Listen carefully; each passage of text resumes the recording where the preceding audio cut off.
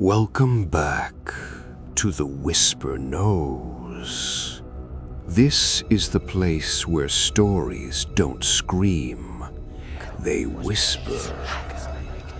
Not because they're quiet, but because they're close, very close. Tonight's question is simple, and once you hear it, you won't be able to unhear it.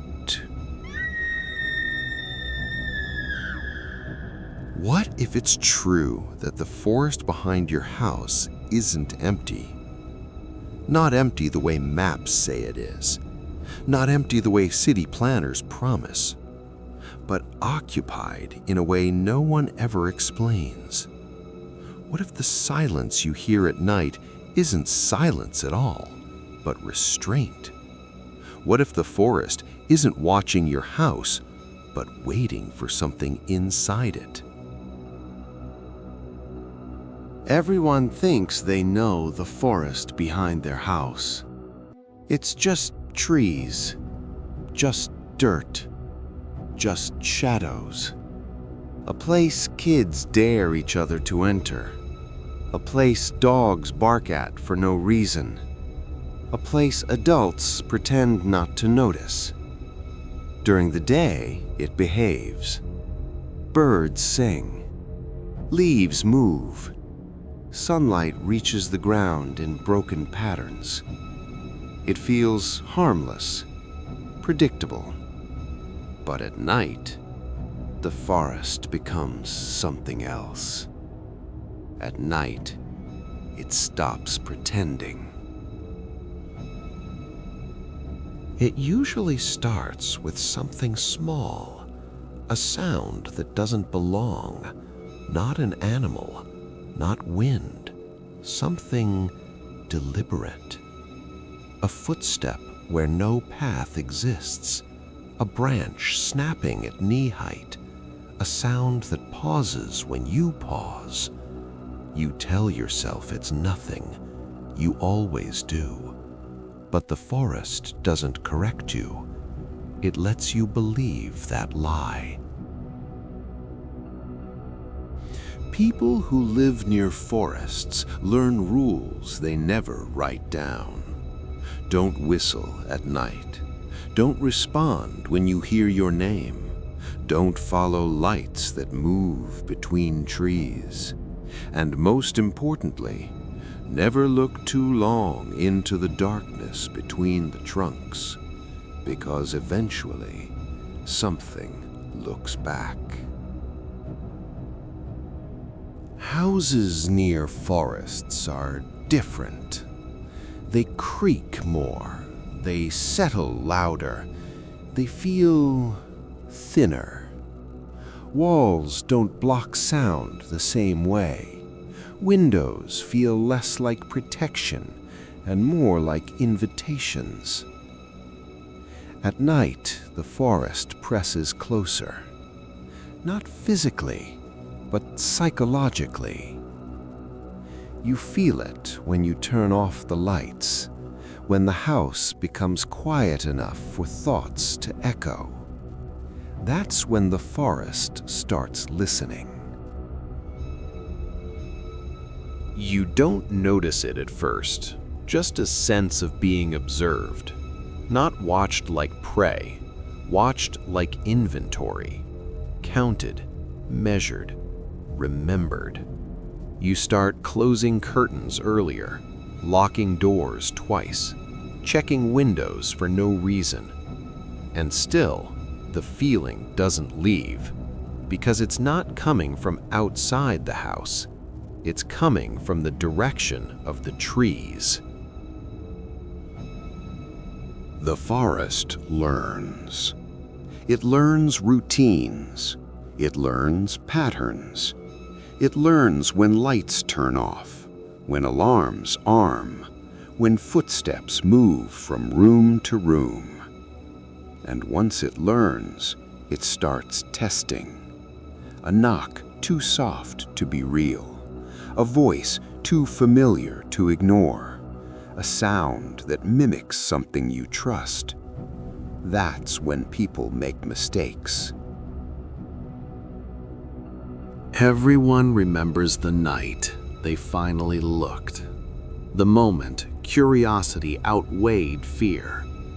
You stood at the window, or the back porch, or the fence line, and for just a second, you stared into the forest. Not at it, into it. And something shifted. Not movement, recognition. The forest noticed that you noticed. You don't see them clearly. That's the trick. They exist between visibility and imagination. Too tall to be human, too still to be animal, too organized to be natural. They don't approach, they wait, because they don't need to chase. You already know where home is.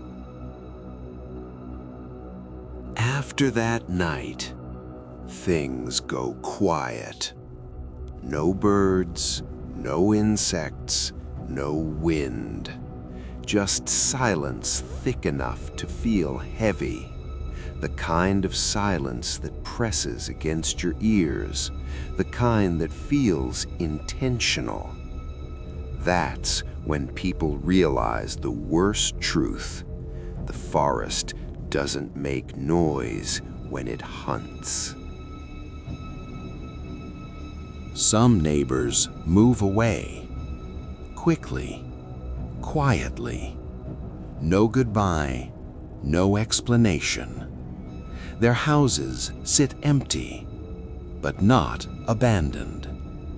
Lights flicker sometimes, doors open that were locked, motion sensors trigger with no cause. The forest remembers them, even if the town pretends they never existed. Eventually, someone breaks the biggest rule. They go into the forest at night, maybe to prove something, maybe to retrieve a dog, maybe because something called them by name. They don't scream, they don't run, they just disappear, and the forest closes behind them like water. Sometimes, something comes back. It looks right, sounds right, but it stands too still, moves too smoothly, knows things it shouldn't, and when you ask where it's been, it smiles, because the forest doesn't return people, it sends replacements. That's when the truth becomes impossible to ignore. The forest isn't empty. It never was. It's a boundary, a holding place, a waiting room. And your house is closer to it than you ever realized. Now, ask yourself something. Why do you think it hasn't crossed yet? Why do you think it stays just behind the tree line? What do you think it's waiting for? Because forests don't move without reason, and they don't wait without hunger. So tonight, when you turn off the lights, when the house settles, when the forest goes quiet, listen carefully. If you hear nothing at all, that doesn't mean you're alone. It means the forest is listening, and it already knows where you sleep. This has been The Whisper Knows, and the forest behind your house was never empty. It was just patient. Good night.